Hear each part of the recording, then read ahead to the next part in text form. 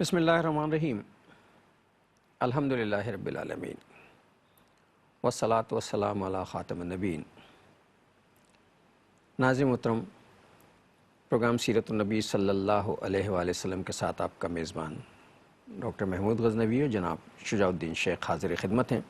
السلام علیکم ورحمۃ اللہ وبرکاتہ۔ پروگرام سیرت النبی پچھلے ایپیسوڈ جو آپ نے ملاحظہ فرمایا اس میں بات جو ہے وہ نبی کریم صلی اللہ علیہ وسلم کی سنت کی آئینی حیثیت پر شروع ہوئی تھی۔ مطلب یہ کہ ضروری لازمی چیز سنت ہے جس کے بغیر قرآن کو نہیں سمجھا جا سکتا، اس پہ بہت تفصیلی بات ہوئی، اور پھر بات جو ہے وہ احکامات تک آئی، اور احکامات سے اتباع رسول تک آئی، پھر احکامات اور ان پر عمل، اور پھر ہمارے معاشرتی رویوں پر آئی جس میں ہم نے وراثت کے قوانین کے بارے میں، بچوں کو دودھ کی رضاعت یعنی دودھ پلانے کے معاملے میں، اور بہت سی چیزوں پر پھر چلتے چلتے جو ہے وہ یہ بھی بات ہوئی تھی آپ سے کہ ہم جب پڑھتے ہیں، شجاع صاحب نے بڑی تفصیل سے بتایا کہ جب ہم سورہ فاتحہ پڑھتے ہیں تو ہم کبھی غور نہیں کرتے کہ ہم کیا کہہ رہے ہیں، اور یہ بھی آئے کہ اللہ تعالیٰ سے ہدایت مانگنی چاہیے، اللہم اہدنا الصراط المستقیم، مجھے سیدھا راستہ دکھا۔ تو اللہ تعالیٰ سیدھا راستہ دکھاتے ہیں، لیکن انہیں جنہیں طلب ہوتی ہے، جنہیں طلب نہیں ہوتی اللہ تعالیٰ ان کی طرف توجہ نہیں دیتے، اور پھر یہ کہہ کے مانگنا چاہیے اللہم ایاک نعبد و ایاک نستعین، ہم تیری ہی عبادت کرتے ہیں اور تجھی سے مانگتے ہیں۔ چونکہ رسول اللہ صلی اللہ علیہ وسلم کا ارشاد گرامی ہے کہ اگر جوتے کا تسمہ بھی مانگنا ہے اور نمک کی چٹکی بھی مانگنی ہے تو اللہ رب العزت سے مانگے، وہ اسباب پیدا کرے گا، بندوں کے تھوڑی دلوائے گا، ظاہر ہے اللہ تعالیٰ نمک دینے تو نہیں آئے گا نا، پڑوس سے بھجوائے گا، لیکن مانگیے اللہ سے، وہ آپ کے لیے وہ مسبب الاسباب ہے، سبب پیدا کرے گا۔ اسی پر گفتگو ہو رہی تھی کہ اچانک پروگرام کا وقت جو ہے وہ ختم ہو گیا، تو میں چاہوں گا شجاع صاحب پچھلے پروگرام کا ریکیپ عطا فرما دیں، پھر ہم اگلی طرف چلتے ہیں۔ السلام علیکم۔ وعلیکم السلام ورحمۃ اللہ وبرکاتہ۔ الحمدللہ۔ پچھلی مرتبہ جی اللہ کا شکر ہے، پچھلی مرتبہ یہ گفتگو ہو رہی تھی، اور میرا خیال ہے کہ صرف سورہ فاتحہ ہی ایک ایسا موضوع ہے جس پر بہت گفتگو ہو سکتی ہے، ہم تو اصل میں اس پہ توجہ ہی نہیں دیتے کبھی۔ جی بالکل۔ بسم اللہ الرحمن الرحیم، نحمدہ ونصلی علی رسولہ الکریم، اللہم صلی علی محمد وعلی آل محمد وبارک وسلم، رب اشرح لی صدری ویسر لی امری واحلل عقدۃ من لسانی یفقہوا قولی واجعل لی وزیرا من اہلی، آمین یا رب العالمین۔ جزاک اللہ خیر ڈاکٹر صاحب، گزشتہ پروگرام میں خاصی تفصیل کے ساتھ سنت رسول صلی اللہ علیہ وسلم کی اہمیت پر کلام ہوا، اور قول اور عمل اور تقریر نبی اکرم صلی اللہ علیہ وآلہ وسلم کی سنت کی تعریف میں شامل، اس پر کلام ہوا۔ اطاعت کا میدان اکثر احکام سے متعلق ہے، لیکن اتباع کا بھی ذکر آیا، اور اللہ تعالیٰ کی محبت کے دعوے کے لیے اتباع رسول صلی اللہ علیہ وسلم کا تقاضا کیا گیا، اس پر کلام ہوا۔ اتباع کا میدان بہت وسیع ہے، اور ہر شخص کوشش کرے، ہر بندہ مومن، کہ کچھ ادائیں حضور علیہ السلام کی وہ ضرور اختیار کرتا چلا جائے، اور اس میں اضافہ ہونا چاہیے۔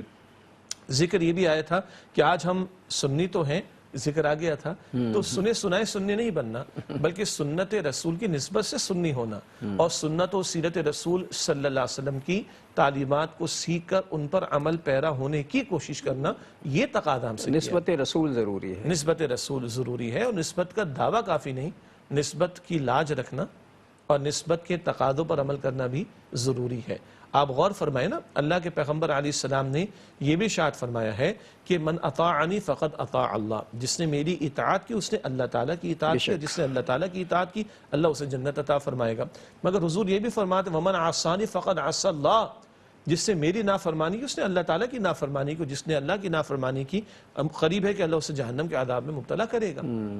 کبھی حضور یہ فرماتے ہیں صلی اللہ علیہ وسلم من احب سنتی فقد احبنی ومن احبنی کان معی فی الجنہ، جس سے میری سنت سے محبت کی اس نے مجھ سے محبت کی، اور جس سے مجھ سے محبت کی وہ میرے ساتھ جنت میں ہوگا۔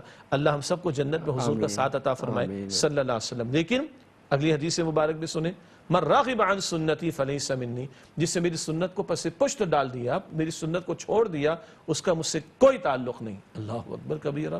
تو مومن کو بڑا کلیئر ہونا چاہیے اس بارے میں، کل میری نجات کے لیے لا محالہ لازمی ہے کہ اطاعت کے ساتھ ساتھ اتباع رسول کے تقاضے کو پورا کروں صلی اللہ علیہ وسلم۔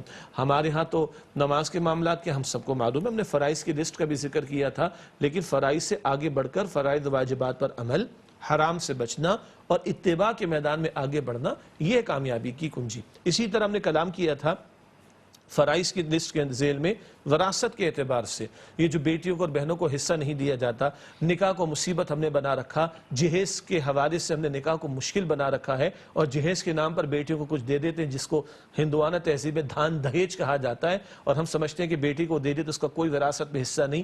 یہ ظلم ہے، ظلم ہے، ظلم ہے۔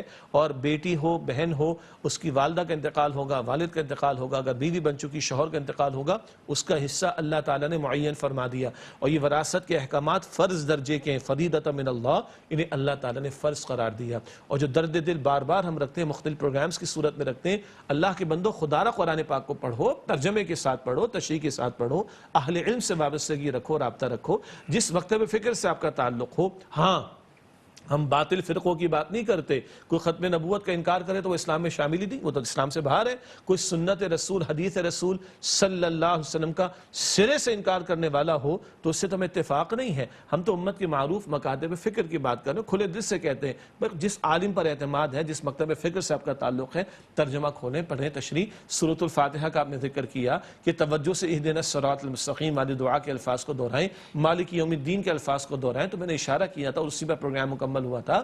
امام احمد بن حنبل رحمۃ اللہ علیہ صدیوں پہلے فرما رہے لوگوں کو کیا ہو گیا کہ بڑی تیزی سے سورہ فاتحہ پڑھ جاتے ہیں، رکتے کیوں نہیں، ایک ایک آیت پر تاثر کیوں نہیں لیتے، اس کا تاثیر کیوں نہیں محسوس کرتے، امپیکٹ کیوں نہیں فیل کرتے۔ اللہ کے بندو، سورہ فاتحہ کو ترجمے کے ساتھ، تشریح کے ساتھ سمجھو۔ اب جب نماز میں کھڑے ہو کر فاتحہ کی تلاوت ہوگی، کوئی جماعت کی نماز میں سنے گا تو اس کا اثر بھی لے گا۔ پہلی آیت پڑھے گا الحمدللہ رب العالمین تو اللہ کی نعمتیں یاد آئیں گی، رحمان الرحیم کے الفاظ پڑھے گا تو رب کی رحمت کا ذکر یاد آئے گا، اپنی حلقتیں، کرتوت، نافرمانیاں، سرکشی، معاصیت، نہ جانے کیا کچھ، اور اللہ کی رحمت، اللہ اکبر، معاف کرتا ہے، فوراً نہیں پکڑتا۔ مالک یوم الدین، بدلے کے دن کا مالک ہے، احساس کے ساتھ یہ جملہ ادا کروں گا تو پیچھے ماں کے ساتھ، باپ کے ساتھ، فلاں کے ساتھ، پڑوسی کے ساتھ، کمزور کے ساتھ ظلم کر کے آیا ہوں، یاد تو آئے گا۔ آج یہ کمزور کچھ نہیں کر سکتا، کل اللہ علی کل شیء قدیر ہے، ادھر بھی بہت کچھ کر سکتا ہے، ادھر اس نے آزادی دی عمل کی، کل اللہ کی میری پیشی ہونی۔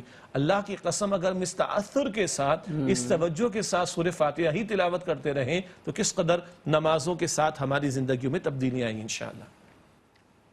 صحیح بات ہے، اگر سورہ فاتحہ پڑھتے جائیں اور پھر دعا کرتے جائیں، مطلب اس انداز سے رک رک کے پڑھیں، ٹھہر ٹھہر کر پڑھیں، ایاک نعبد و ایاک نستعین، ہم تیری عبادت کرتے ہیں، تجھی سے مانگتے ہیں، تو بہت سی چیزیں جو ہماری زندگی میں غلط ہیں وہ دور ہو جائیں گی۔ پھر اہدنا الصراط المستقیم میں سیدھا راستہ دکھا دے، ہم طلب کریں گے سیدھا راستہ، اللہ تعالیٰ طلب کرنے والوں کو کبھی خالی نہیں لوٹاتا۔ اور اگر نماز میں طلب کریں گے، سوچیں گے کہ ہم سیدھا راستہ مانگتے ہیں، چونکہ ہم میں سے بیشتر حضرات یہ کہتے ہیں میں کنفیوز ہوں، میرے سمجھ میں نہیں آتا، میں ادھر جاؤں، میں ادھر جاؤں، میں اس جگہ جاؤں، اس جگہ یہ مسلک اختیار کو اللہم اہدنا الصراط المستقیم، اللہ تعالیٰ خود انگلی پکڑ کے تسلی عطا فرما دیں گے، سکینت عطا فرما دیں گے۔ صراط الذین انعمت علیہم، جن لوگوں پہ آپ نے نعمتیں نازل فرمائی۔ اب نعمتیں کن کن پر نازل، قرآن میں ان نعمتوں کا تذکرہ موجود ہے، شہداء پہ، صالحین پر، انبیاء پر، صدیقین پر، یہ وہ لوگ ہیں جن پہ نعمتیں نازل ہوئی ہیں، اے اللہ جن پہ تو نے نعمتیں نازل فرمائی ہیں وغیرہ وغیرہ۔ تو ہمیں یہ سوچ سوچ کے پڑھیں گے تو ہمیں اندازہ ہوگا کہ یہ سورہ مطلب روا روی میں گزر جانے والی نہیں ہے، اور کوئی تو وجہ ہے نا۔ اچھا، جب یہ ہم ایسے پڑھیں گے تو ہماری نماز میں خشوع و خضوع بھی پیدا ہوگا۔ جی، کوئی تو وجہ ہے نا کہ ہر نماز کی ہر رکعت میں سورۃ الفاتحہ کو معین کر دیا گیا۔ 14 صدیاں بیت گئیں، کھربوں رکعتیں پڑھی جا چکی ہوں گی۔ آج مسلمان آج پڑھے، 30 برس والا پڑھے، 50 برس والا پڑھے، کل 100 برس کا ہو جائے، یہی سورہ فاتحہ کی تلاوت کرے گا۔ اب اس کی اہمیت کا اندازہ تو لگائے نا۔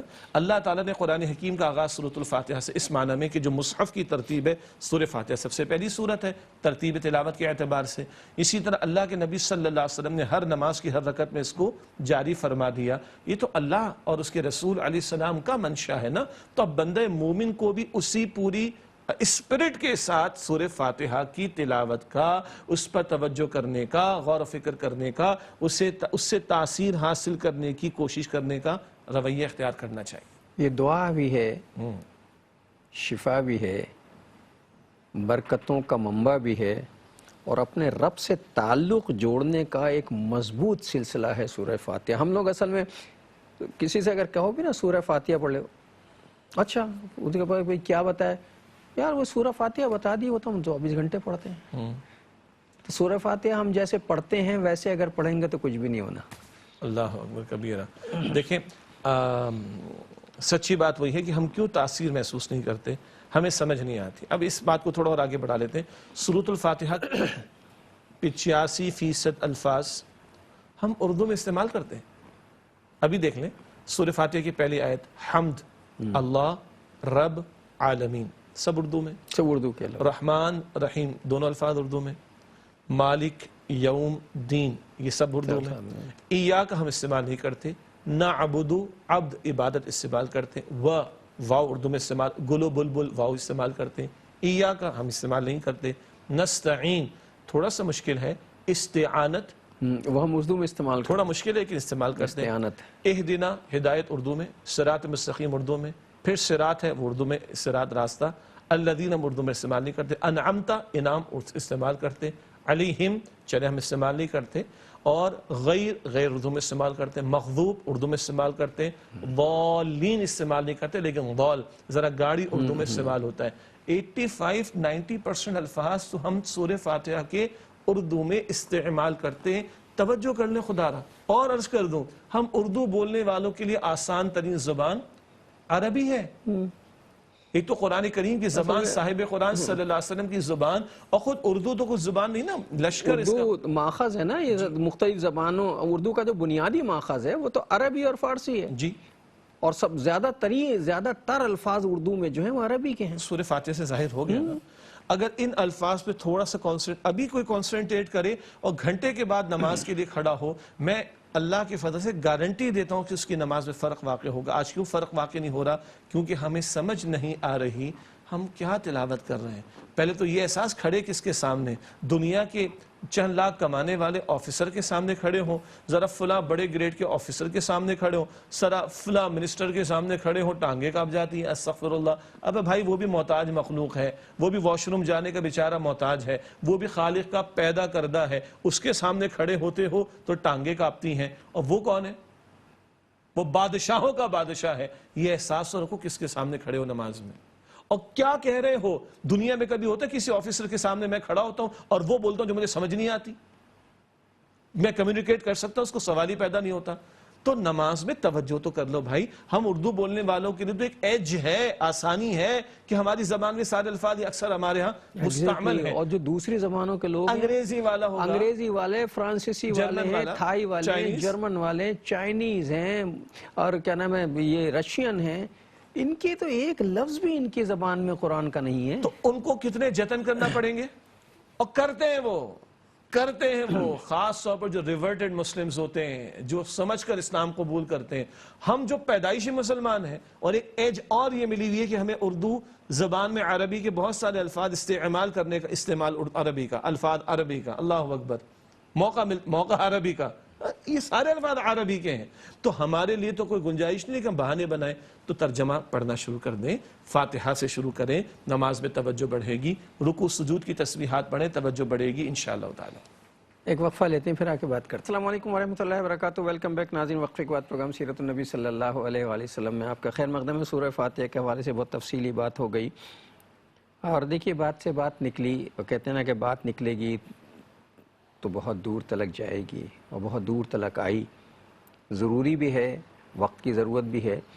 ویسے آپ کو یاد ہوگا کہ جب ہم یہ 2 ایپیسوڈ اگر درمیان میں سے آپ نکالیں تو جو پچھلا ایپیسوڈ تھا جس کو ہمیں لنک کرنا تھا اور بیچ میں سورہ سنت رسول کے تقاضے آ گئے، اس کے بعد سورہ فاتحہ پر بات ہو گئی.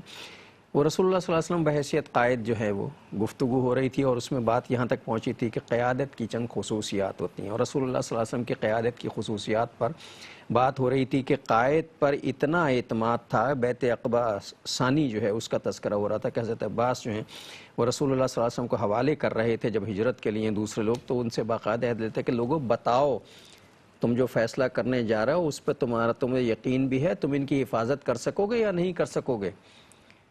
تو انہوں نے جواب دیا تھا کہ ہم اپنی جانوں سے زیادہ رسول اللہ کی جو ہے حفاظت کریں گے. تو یہ جو شخصیت پر اعتماد ہے، یہ اعتماد رسول اللہ اور قرآن چونکہ اور رسول چونکہ من جانب اللہ ہوتے ہیں اور ان کی تربیت بھی جو ہے وہ اللہ کر رہا ہوتا ہے، اس لیے انہیں اپنے اوپر زیادہ اعتماد ہوتا ہے.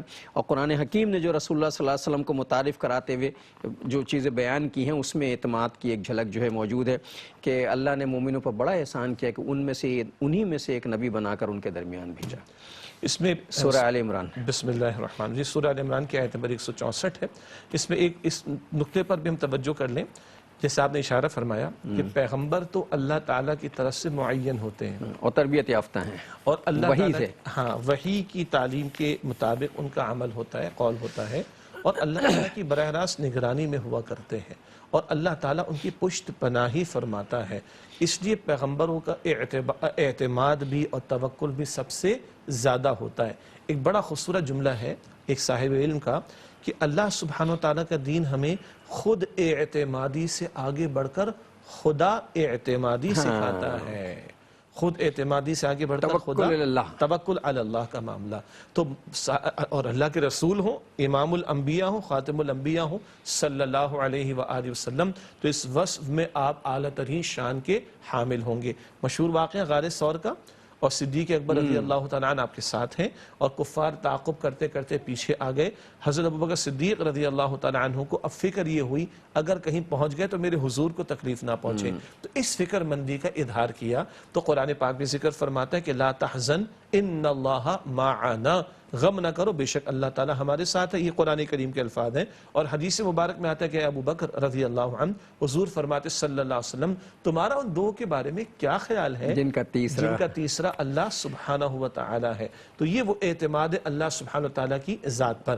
اسی ہجرت کے سفر کے دوران سے قبل جب رات کا وقت تھا اور اللہ کے پیغمبر صلی اللہ علیہ وآلہ وسلم سیدنا علی رضی اللہ تعالیٰ عنہ کو بستر پر سلا رہے ہیں اور امانت حوالے کیے جا رہے ہیں اور باہر نکلتے ہیں آپ صلی اللہ علیہ وسلم. اللہ پشپناہی فرما رہے، پیغمبر کی ہجرت بھی اللہ کے اذن اور اجازت سے ہوا کرتی ہے. اور حضور ان کفار جو کہ گھات لگائے بیٹھے ہیں، ان کے سردار گھات لگائے پلان کیے سازش کیے بیٹھے ہیں اور حضور ان کے درمیان میں سے تلاوت کرتے ہوئے جا رہے ہیں صلی اللہ علیہ وسلم. سورہ یاسین کی آیت تھی وَجَعَلْنَا مِن بَيْنِ أَيْدِيهِمْ خَلْفَهُمْ وَمِنْ خَلْفِهِمْ صَدًّا کہ وَجَعَلْنَا مِن بَيْنِ أَيْدِيهِمْ صَدًّا وَمِنْ خَلْفِهِمْ صَدًّا فَأَغْشَيْنَاهُمْ فَهُمْ لَا يُبْصِرُونَ. ہم نے ان کے سامنے اور پیچھے دیوار کھڑی کر دی پس وہ اور ان کو ہم نے ڈھانپ دیا پس وہ دیکھتے نہیں. اس کی تشریح اور اعتبارات سے بھی یہاں کیا ہے، کفار موجود ہیں، گھات لگائے بیٹھے ہیں اور معاذ اللہ آپ کی شہید کر دیے جانے کا ناپاک عزم لے کر بیٹھے ہوئے ہیں. ان کے آنکھوں کے سامنے پردہ آ گیا اور حضور ان کے درمیان سے تشریف لے گئے صلی اللہ علیہ وسلم. تو پیغمبر تو کیونکہ براہ راست اللہ کی نگرانی میں، اللہ کی وحی کتابیں ہیں، اللہ براہ راست ان کی رہنمائی فرما رہا ہے، تو پیغمبر سے بڑھ کر کس کا توکل کا معاملہ ہوگا. یہ توکل کا یہ جو واقعہ شجاع صاحب نے ابھی بیان کیا ہجرت کا، ایک کمال کا واقعہ ہے. اب آپ سوچئے کہ جس بستر پہ حضرت علی کرم اللہ وجہ الکریم کو لٹایا گیا ہے، انہیں پتہ ہے کہ باہر 11 قبیلوں کے سردار کے بہترین جنگجو جو ہیں وہ تلواریں لیے کھڑے ہیں. انتظار یہ ہو رہا ہے کہ رات گہری ہو جائے تو دروازہ توڑ کے اندر داخل ہوں گے اور شہید کر دیں گے معاذ اللہ. حضرت علی کی شفٹنگ ہو رہی ہے، انہیں لٹایا گیا اور انہیں بھی پتہ ہے کہ دشمن باہر کھڑا ہوا، لیکن انہوں نے یہ نہیں کہا کہ حضور مجھے کہاں چھوڑ کے جا رہے ہیں. یہ ہے اطاعت رسول. کہا یہاں لیٹ جاؤ، آمنا صدقنا، میں آپ کی بات پہ ایمان بھی لے آیا اور تصدیق بھی کر رہا ہوں، صحیح ہے. ہاں، اور یہ اطاعت کا بھی تقاضا تھا اور اعتماد کا بھی تقاضا تھا کہ اللہ کے رسول لٹا رہے ہیں تو ان کی نگرانی میں ہوں میں. ہاں، اس پر ایمان ہے کہ جب حضور اس بات کا حکم دے رہے ہیں تو اسی میں خیر ہوگی. جی، یہ اہم بات ہے. یہ اہم بات ہے. حضور اس بات کا حکم دے رہے اسی میں خیر ہوگی. اور سیدنا علی بات میں فرماتے ہیں جس قدر سکون کی نیند اس بستر پر اس رات آئی کبھی بھی نہیں آئی. یہ سارا جڑتا کدھر ہے؟ اللہ تعالیٰ پر توکل کا معاملہ ہے. حضرت علی سو گئے، حضور صلی اللہ علیہ وسلم درمیان میں سے یہ سورہ یاسین کی آخری آیت پڑھتے ہوئے مٹھی میں کچھ کنکریاں اٹھائی ہیں، پھینکتے ہوئے نکل گئے. چاروں طرف جو ہے گھیرا پڑا ہوا ہے. ایک اجنبی وہاں سے گزرا ہے اور اس نے آ کر لوگوں سے پوچھا تم یہاں کیا کر رہے ہو؟ کہنے لگے ہم انتظار کر رہے ہیں رات ہونے کا، اس لیے کہ ہمیں اپنے مشن کامیاب کرنا ہے.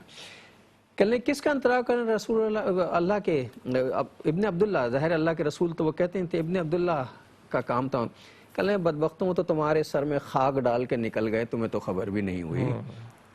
تو لوگوں نے کہا نہیں ایسا کیسے ہو سکتا ہے، ہم تو الرٹ ہیں جا. انہوں نے کہا تمہارے سروں پہ خاک پھینک کے گئے، جس نے اپنے سر پہ ہاتھ لگایا مٹی جھڑنا شروع ہو گئی سروں سے. پھر پریشانی ہوئی اور جھانک کر دیکھا دروازے میں سے تو دیکھا کہ کوئی سو رہا ہے، تو پھر مطمئن ہو گئے کہ یہ تو سو رہے ہیں، یہ آدمی جھوٹ بول کے گیا ہے. تو یہ ہے اللہ پر اعتماد، اور رسول اللہ صلی اللہ علیہ وسلم کو اللہ کے دیے ہوئے اعتماد کے نتیجے میں جو ایک پیغمبر کو میسر ہوتا ہے، اپنی شخصیت پر اعتماد. اور اللہ تعالیٰ جگہ جگہ جو ہے اس اعتماد کا تذکرہ قرآن میں کر رہا ہے.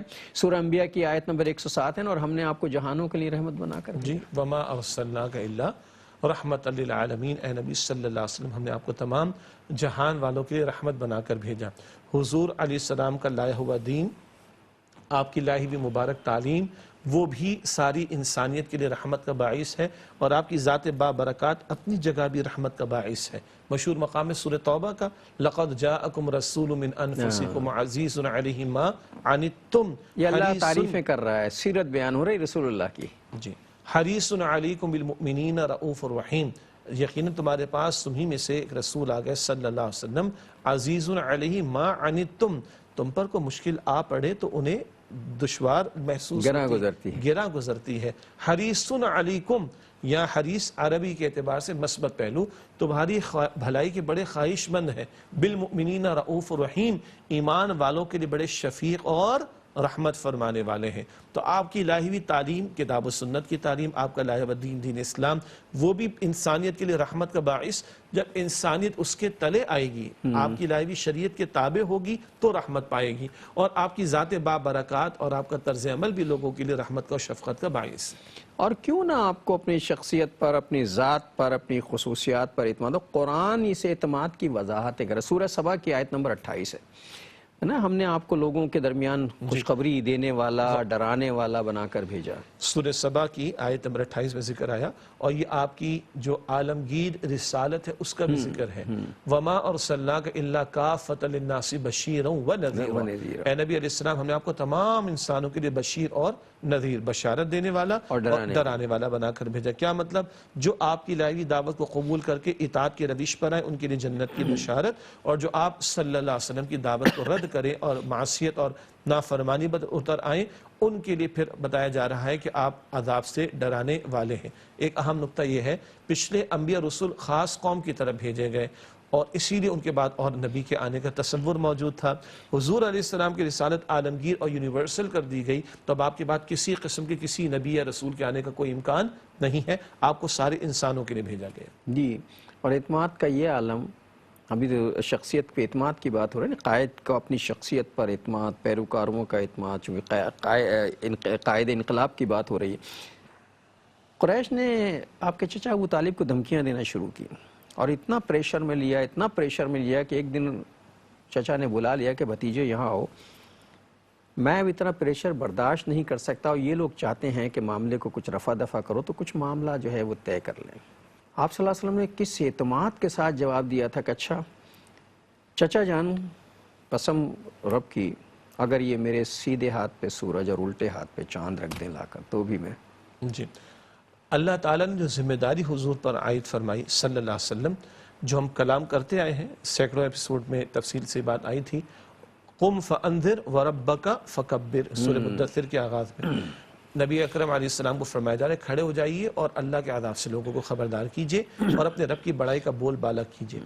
دعوت دین کا عمل ہو، نفاذ دین کی جد و جہد کا عمل ہو، یہ 23 برس کی مستقل محنت ہے. اس محنت کے ساتھ کمٹمنٹ کا معاملہ، ہماری اصطلاحات ہیں آج کل جو ہم زبان استعمال کرتے ہیں، ڈیڈیکیشن کا معاملہ، اس کے ساتھ مخلص ہونے کا معاملہ، اس کے سب کچھ لگا دینے کا معاملہ، اس پوری کیفیت کا یہاں پر اظہار ہو رہا ہے. ظاہر کے اعتبار سے ابو طالب ہو یا اور معاملات، اللہ کے پیغمبر نے فرمایا کہ دیکھو، یعنی اپنے چچا کو فرما رہے ہیں. کیوں؟ بہرحال چچا بڑے شفقت فرماتے تھے، بڑی قریش کی ہمت نہ ہوتی تھی کہ حضور کے مقابلے میں کوئی اقدام کا معاملہ کریں جب تک ابو طالب حیات رہے ہیں. تو اللہ کے رسول علیہ السلام کو ایک محبت بھی تھی، اور چچا آپ کی پروٹیکشن بھی کرتے تھے ظاہر کے اسباب کے تحت. مگر آپ نے فرما دیا کہ آپ ان کو بتا دیجئے، اگر اللہ کی قسم میرے دائیں ہاتھ پر سورج بھی لا کے رکھ دیں، بائیں ہاتھ پر چاند بھی لا کے رکھ دیں، تب بھی اس کام سے میں رکوں گا نہیں. یا تو اس کام میں اللہ مجھے قبول فرما لے، یا یہ کام پائے تکمیل کو پہنچ کر رہے گا. یہ جو کمٹمنٹ ہے، ڈیڈیکیشن ہے، استقامت کا اظہار ہے، اور کوئی کمپرومائز نہیں کیا جائے گا، کوئی گیو اینڈ ٹیک کا معاملہ نہیں ہوگا. یہ پوری قوت کے ساتھ حضور علیہ السلام بات کو پیش کر رہے ہیں. ورنہ سرداران قریش کا ابو طالب پر بڑا پریشر تھا کہ اپنے بھتیجے کو سنبھالنے کی، اور یہ ہے نصب العین سے کمٹمنٹ. جو آپ کا نصب العین ہے، جو آپ کا مشن ہے، جو آپ کا مقصد ہے، جس کام کے تحت قائد کو نکلنا ہے، اس میں کسی قسم کی لچک جو ہے وہ نہیں ہونی چاہیے، تب کامیابیاں نصیب ہوتی ہیں۔ ایسے کامیابیاں نہیں ہوتی قیادتوں کو جیسے ہم کرتے ہیں۔ ہم چاہتے ہیں کہ صبح ہم جو ہیں وہ قائد بنیں اور رات کو انقلاب لے آئیں۔ ایک وقفہ لیتے ہیں، پھر آ کے بات کرتے ہیں۔ السلام علیکم ورحمۃ اللہ وبرکاتہ۔ ویلکم بیک ناظرین، وقفے کے بعد پروگرام سیرت النبی صلی اللہ علیہ وآلہ وسلم میں آپ کا خیر مقدم ہے۔ ابھی وقفے کے دوران حضرت ابو سعید خدری رضی اللہ تعالیٰ عنہ کی بیان کردہ ایک حدیث جو ہے وہ مجھے یاد آئی۔ وہ یہ بھی اعتماد اور اللہ کی طرف سے آپ کو جو خصوصیات عطا ہوئی ہیں اور جو اللہ کی طرف سے آپ کو بڑائی ملی ہے اس کا تذکرہ ہے۔ آپ صلی اللہ علیہ وسلم نے فرمایا کہ قیامت کے دن میں اولاد آدم کا سردار ہوں گا۔ اعتماد ہے یہ پورا، اور فرمایا کہ یہ بات میں فخر سے نہیں کہتا۔ ذرا حدیث مبارکہ توجہ فرمائیے گا، یہ بات میں فخر سے نہیں کہتا۔ میرے ہاتھوں میں حمد کا جھنڈا ہوگا لیکن اس پر میں فخر نہیں کرتا۔ سمجھے، قیامت کے دن آدم اور تمام پیغمبر میرے جھنڈے کے سائے میں ہوں گے لیکن مجھے اس بات پر فخر نہیں ہے، اور میرے لیے سب سے پہلے زمین پھاڑی جائے گی، یعنی مجھے اٹھایا جائے گا، اس پر مجھے فخر نہیں ہے۔ کیا حدیث ہے، یعنی ایک طرف اللہ تعالیٰ عظمتیں بیان ہو رہی ہیں، ہاں اللہ تعالیٰ کی عطا کا بیان ہے اور حضور کی رفعت کی اور عظمتوں کی بلندی کا بیان ہے، اور ساتھ حضور علیہ السلام کی انکساری اور عاجزی کا بیان ہے۔ تو یہ کہ آپ صلی اللہ علیہ وسلم نے ان پہلوؤں کا جو ذکر فرمایا، وہ لواء الحمد، حمد کا جھنڈا آپ کے ہاتھ میں ہونا، پھر اسی طریقے پر تمام انبیاء کا آپ کے پرچم تلے جمع ہونا، سب سے پہلے آپ کو اٹھایا جانا، پھر دیگر احادیث مبارکہ میں مقام محمود کا عطا کیا جانا، شفاعت کا اختیار عطا کیا جانا۔ سارے انبیاء اپنے امتیوں کو منع کر دیں گے، لیکن ہوگی کوئی ذات تو وہ حضور کی ذات ہوگی جن کو اولا شفاعت کا اختیار عطا ہوگا۔ ان ساری عظمتوں کا اللہ تعالیٰ ذکر فرما رہے، حدیث مبارک میں ذکر آ گیا، لیکن حضور کا اپنا طرز عمل کیا ہے؟ یہ بات میں فخر سے نہیں کہتا، یہ بات میں فخر سے نہیں کہتا۔ اچھا، ہمارے رویے اللہ معاف رکھے، کچھ نہیں ہوتا تو فخر، کچھ نہیں ہوتا تو تکبر، کچھ نہیں ہوتا تو اپنے آپ کو سمجھنا۔ یہاں کیا کچھ عطا نہیں ہو گیا؟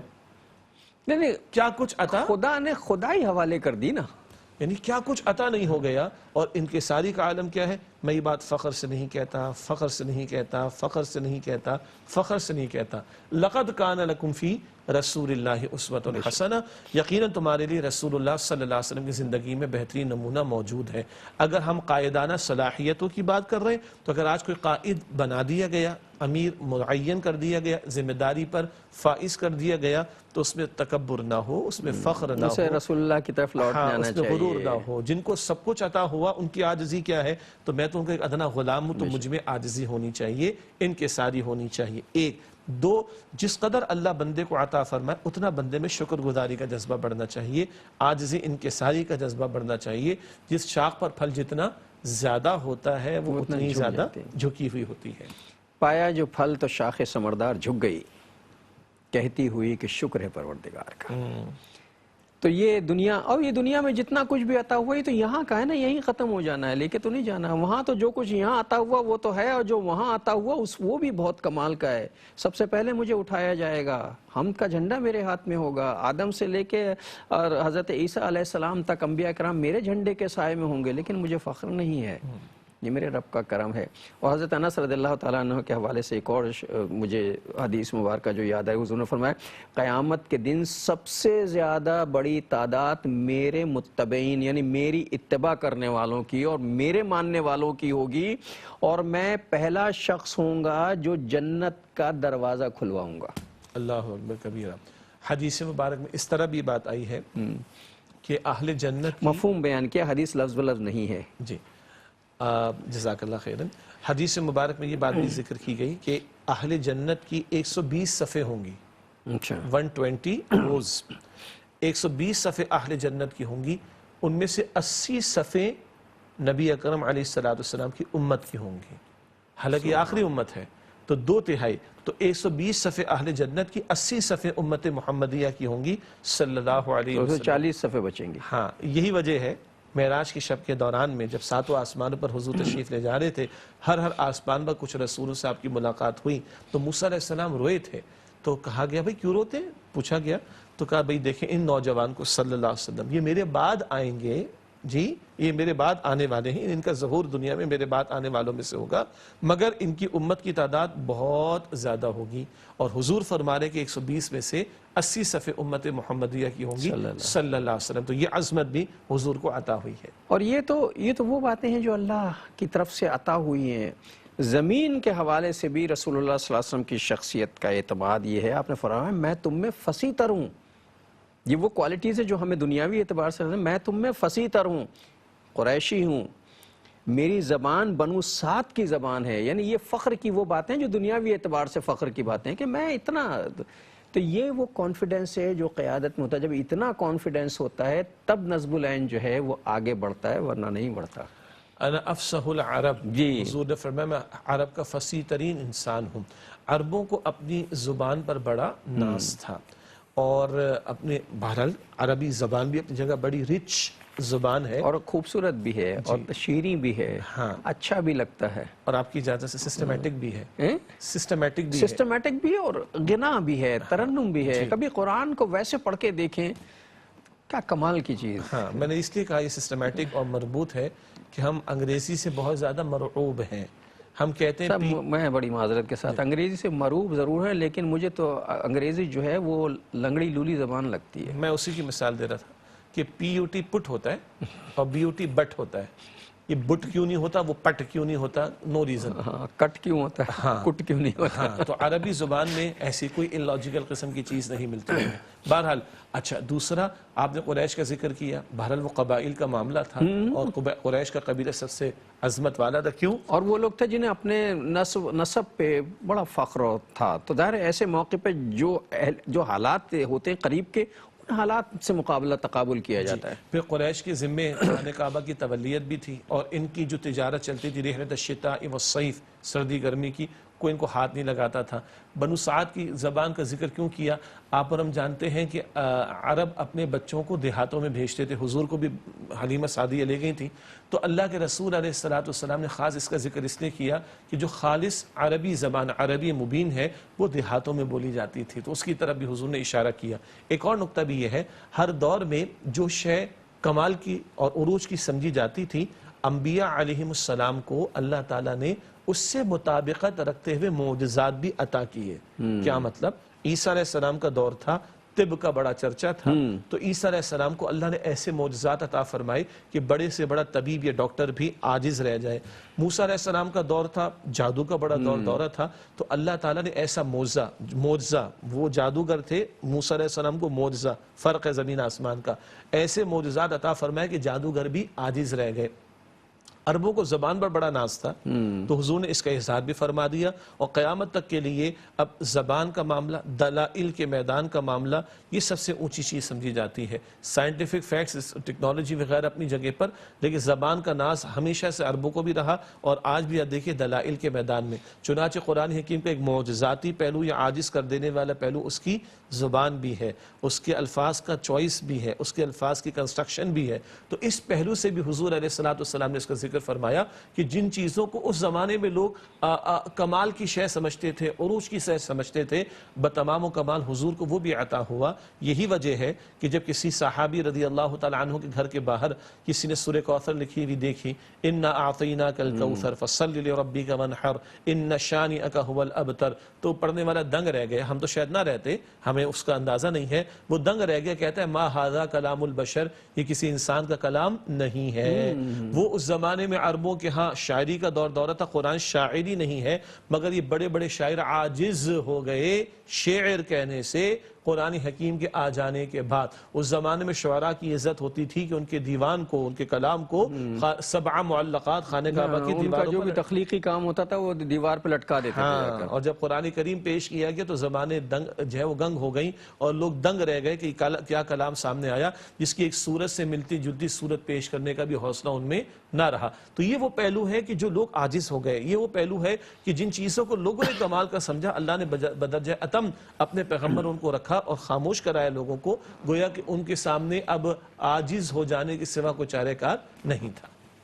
ابھی جو صاحب نے جو ارشاد فرمایا کہ ہر پیغمبر کو اس عہد کے تقاضوں کے مطابق معجزات سے نوازا گیا، چونکہ رسول اللہ صلی اللہ علیہ وسلم کا عہد تو قیامت تک کا ہے، اور اس عہد میں بہت سی جدید ٹیکنالوجی بھی آنی ہے، اسپیس کے مسائل بھی ہوں گے، فزکس کا جو بنیادی فارمولہ ہے ٹائم اور اسپیس، اس کا مسئلہ بھی ہوگا، ٹیکنالوجی اور سیارگان پہ سفر، میزائلز اور فلاں فلاں۔ اللہ تعالیٰ نے وہ سارے معجزے رسول اللہ صلی اللہ علیہ وسلم کو، تاکہ آج کی ٹیکنالوجی جو ہے وہ اس پہ دنگ رہ جائے۔ ہم کہتے ہیں نا کہ ٹائم اور اسپیس کا معاملہ ہے، تو اللہ تعالیٰ نے جو ہے رسول اللہ صلی اللہ علیہ وسلم کو معراج تک پہنچا دیا، اور ٹائم اسپیس کے مسئلے کو وہیں ٹھنڈا کر دیا۔ سبحان اللہ، اب سوچتے رہیے، سبحان الذي اسرا بعبده ليلا من المسجد الحرام الى المسجد الاقصى۔ بڑی بابرکت، پاک ہے وہ ذات، ہر عیب سے پاک ہے، جو اپنے پیارے بندے صلی اللہ علیہ وسلم کو رات کے قلیل حصے میں لے گیا مسجد حرام سے مسجد اقصی۔ یہ زمینی سفر ہے، اور اس کے بعد عروج کا، انتہا کا معاملہ وہ سورۃ النجم میں ذکر آتا ہے۔ پچھلی آیت سورہ بنی اسرائیل کی پہلی آیت، اور سورہ نجم میں عروج کا ذکر آتا ہے، اور بستر گرم رہا، کنڈی ہلتی یہ رہی۔ ٹائم اور اسپیس، وہ کہتے ہیں نا فزکس کہ ٹائم اور اسپیس کا مسئلہ یہ ہے، ٹائم اسپیس سب اپنی جگہ رکے، اسپیس ختم ہو گیا ہے، ٹائم اپنی جگہ ٹھہرا ہوا ہے۔ بالکل، اور انسان دنگ رہ جاتا ہے۔ آج انسان پہنچا ہے کہ جناب ہم فنگر ناظرین، اگر آپ ایسی ہی مزید ویڈیوز دیکھنا چاہتے ہیں تو ہمارا ARYQTV کا چینل سبسکرائب کیجئے اور بیل آئیکن کا بٹن دبانا نہ بھولیے، تاکہ آپ سے کوئی پسندیدہ پروگرام مس نہ ہو جائے۔